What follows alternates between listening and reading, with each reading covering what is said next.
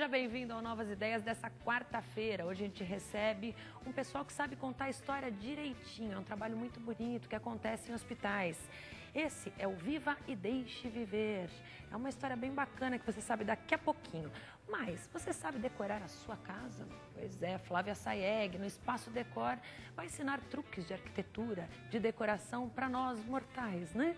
Também no Espaço Fashion Riachuelo, moda. No melhor lugar da casa, lógico, ótimas culinárias.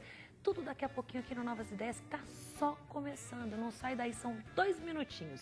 A gente já volta.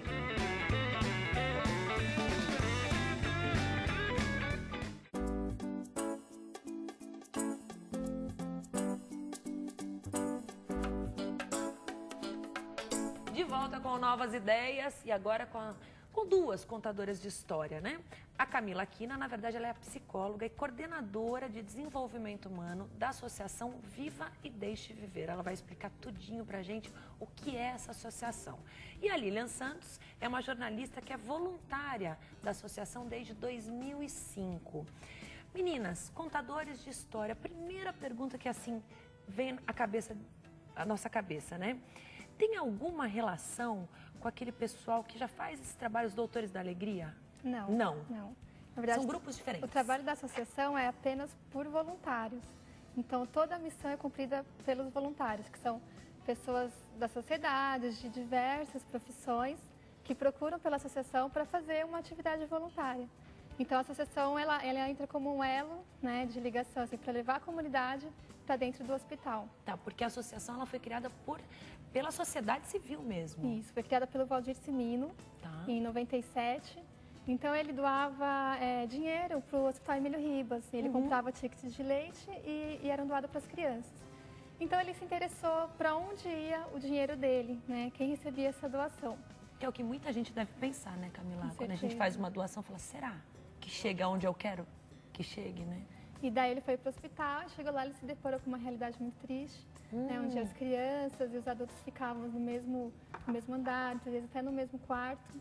E ele quis fazer alguma coisa para mudar essa situação. Essa realidade. Então ele pensou, a partir da experiência dele, de voluntariado, o que ele podia fazer? E ele teve a ideia de contar histórias, né, que era algo que não depende de nenhum dinheiro, nada disso, e além do mais, ele ia incentivar a leitura para as crianças. Isso é uma pessoa, qual seja a profissão dela, ela pode fazer, Pode né? fazer. Todo mundo pode contar uma história, né? Todo mundo. A Lilian é jornalista, né? Lilian, o que te motivou? Quando que você resolveu que ia ser uma contadora de história? Bom, eu sempre gostei de criança e sempre gostei de histórias. A minha família é muito grande, então a história está presente em toda a minha infância.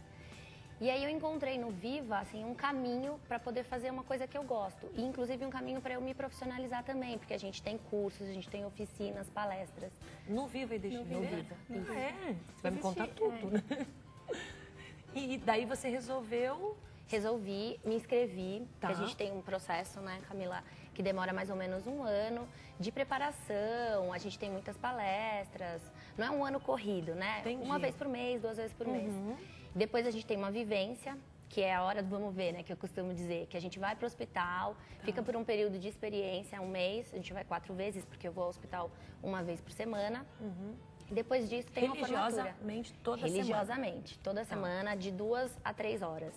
Eu comecei no Emílio Ribas, em 2005, fiquei lá até o mês passado. E agora, como eu mudei de trabalho, e isso é uma coisa legal, porque a gente adequa a nossa rotina, a nossa agenda. Assim, o hospital que fique próximo ao seu Exatamente. trabalho ou à casa da pessoa, né? Para Exatamente. facilitar, né?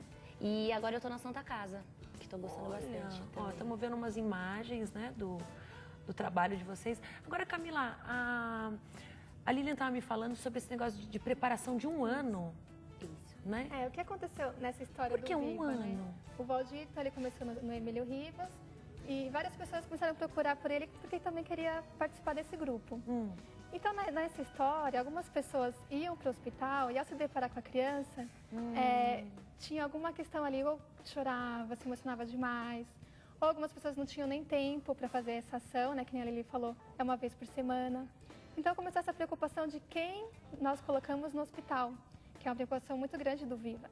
Então, tanto assim, com a pessoa, quem entra para não ser prejudicada, Porque às vezes a pessoa vai com o intuito, obviamente, quem faz um voluntariado sempre vai com o intuito de fazer o bem. Só que às vezes ela acaba fazendo mal, né, por falta de preparo. De repente se depara com uma criança que está muito doente. E isso afeta. Não te afetou, Lilian? Então, eu costumo dizer, as pessoas falam, você vai no hospital, como você consegue? Para mim, se a criança está no hospital, é porque ainda existe N possibilidades.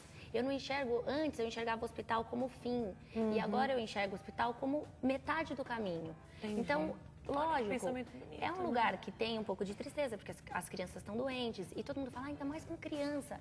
Eu não enxergo como uma criança doente, eu enxergo como uma criança como qualquer outra, que está ali sozinha, muitas vezes sozinha, porque os pais trabalham, não dá para ficar toda hora no hospital. Obviamente. E ali pronta para receber carinho e para brincar, porque uma das nossas missões é trazer o brincar, coisa que não tem no hospital. Mas daí, Lilian, esse seu, obviamente, né? A gente fala assim, falar é uma coisa, viver é outra coisa, né? Sem dúvida. Eu concordo com tudo que você falou, mas eu com certeza, se eu me deparasse, eu não estaria preparada. É para isso que vocês fazem esse preparo de um ano, ver se a pessoa... Deixar a pessoa preparada para situações, inúmeras situações, é isso? São algumas etapas. Então, o que a pessoa quer doar? Para quem ela quer doar? Será que é para criança? Que nem todo mundo também tem essa habilidade com criança. Em terceiro, é com criança no hospital, que é um lugar de sofrimento, de dor. É muito diferente você pensar numa criança brincando, correndo, do que no hospital. Então, a pessoa faz todo esse processo pensando nisso. E a sede, né, a associação, pensando quem é essa pessoa que vai entrar no hospital. Porque nós temos esse compromisso com a criança de ter um contador com qualidade, né? Que sejam pessoas que saibam o que estão fazendo. Os livros têm que ter uma qualidade. Essa é a pergunta. Isso. Vocês têm cuidado na escolha dos livros, das histórias? Qual é o critério? Tem. Então, nesse processo, tem os cursos sobre contação de histórias. E também na associação tem uma biblioteca com os livros recomendados. Então, o próprio voluntário, na experiência dele, ele vai escolhendo os livros que ele mais gosta. Então, tem os tops, que são os contos de fadas, que o pessoal fala são lindos, que nunca erra. E lá na própria experiência eles já vão testando, né? E é muito pessoal, né? Por exemplo, os contos de fada, todo mundo gosta. Eu adoro contos de fada, mas eu não costumo contar muito contos de fada, a menos que a criança peça. Bom, depende. É como a gente tem encontros, né, periódicos, e a gente sempre troca ideias. Então, às vezes tem um livro que a pessoa fala, nossa, esse livro é maravilhoso. E aí eu vou ler e não me identifico. Qualquer história é boa, desde que eu incorpore aquela história comigo. Você tem que gostar do que está contando, A história tem que fazer parte de mim, porque se a história faz parte de mim, a criança vai perceber isso, a criança, o adulto, qualquer pessoa vai perceber e vai sentir que é uma história verdadeira, apesar de ser um conto, apesar de ser uma coisa super lúdica. Essa é a alma da história. Agora, diz uma coisa, eu acho que eu sei contar uma boa história. Pelo jeito, não, né? Você achou que contasse boas histórias e aprendeu a contar de verdade? Pode ser sincera, né? Pode. Deve. Eu sempre achei, porque eu sempre levei jeito com criança. Antes eu fiz trabalho voluntário em abrigos. E a parte que eles mais esperavam... Você já tinha essa veia de voluntariado? Já. Eu falo que é um bichinho, né? É bem chavão, mas é um bichinho que te pica, depois não consegue mais. Você não consegue Nunca mais parar. Nunca mais vício bom, né? Eu sou voluntária. Todo mundo devia, né, ser picada pelo bichinho do voluntário, né? Eu sou voluntária há uns 6 anos. E eu percebia, eu trabalhava mais com a mão na massa, né, que a gente fala, porque eu ajudava no abrigo. Dava leite, trocava fralda. E à noite...